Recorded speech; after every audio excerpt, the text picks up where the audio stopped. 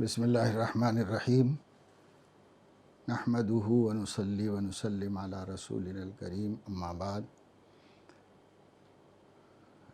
اس وقت میں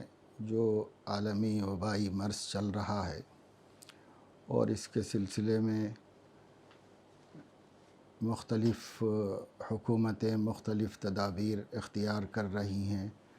اور عوام کے لیے مفاد عامہ کے تحت بہت سی ہدایات جاری کی جا رہی ہیں۔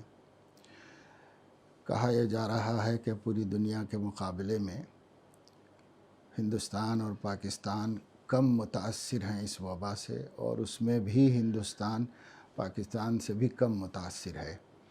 لیکن اس کے باوجود احتیاطی تدابیر حکومت کی ذمہ داری ہوتی ہے، تو حکومت اس سلسلے میں بہت سی ہدایات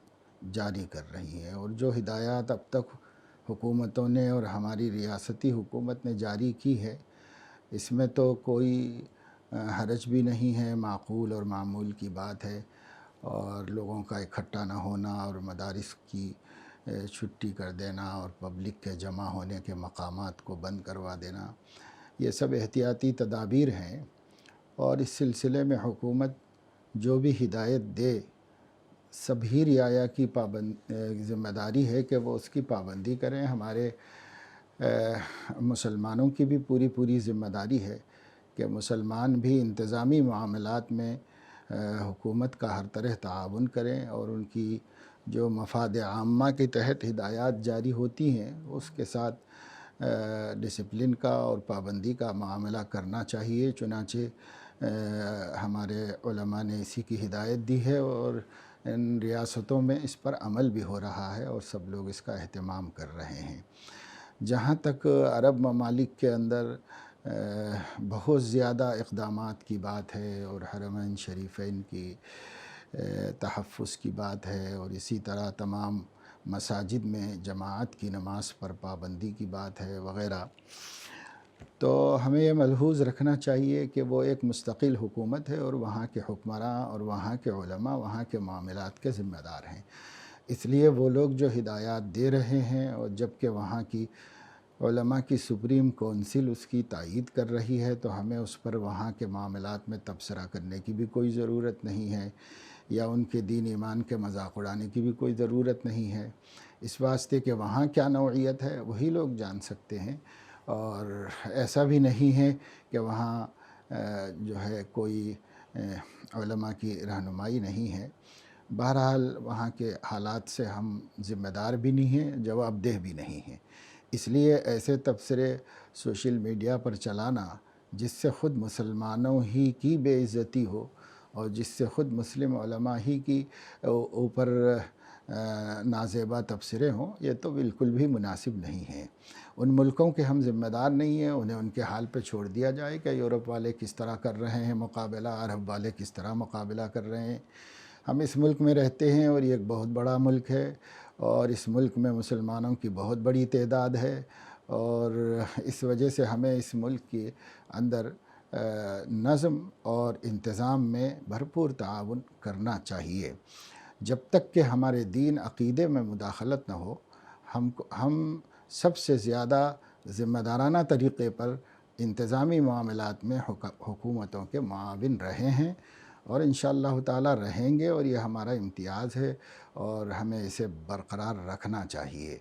دین عقیدے کی مداخلت کی بات الگ ہے۔ اب یہ کہ کون سی احتیاط کرنی مناسب ہے اور کون سی احتیاط سے کسی کے دین میں اور اس کے احکام میں مداخلت ہو رہی ہے، یہ ہر کسی شخص کے کرنے کا فیصلہ نہیں ہے،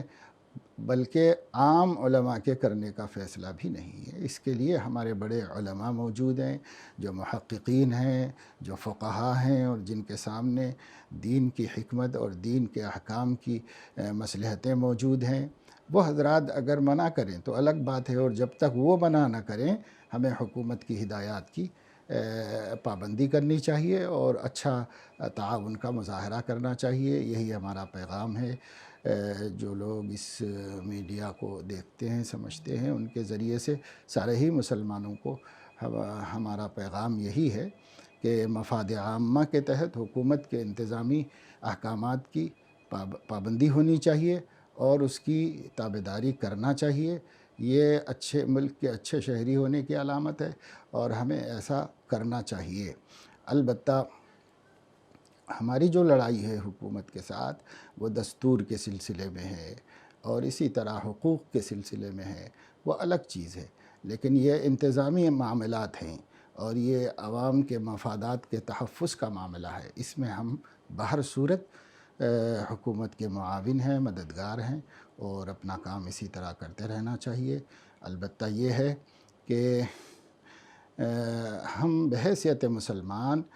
ان چیزوں کو قرآن حدیث کے نقطہ نظر سے بھی دیکھیں کہ یہ وبائیں، یہ بیماریاں اور یہ مسائل کیسے پیدا ہوتے ہیں، تو ہمارے سامنے بہت صاف صریح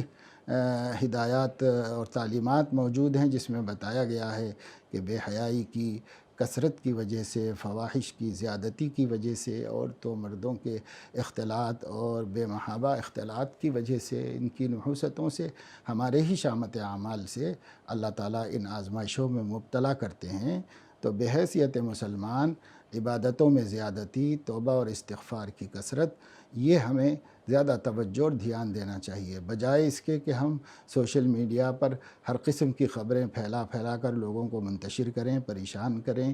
اور اپنے ہی علماء پر اور اپنے ہی حکومتوں پر تبصرے کریں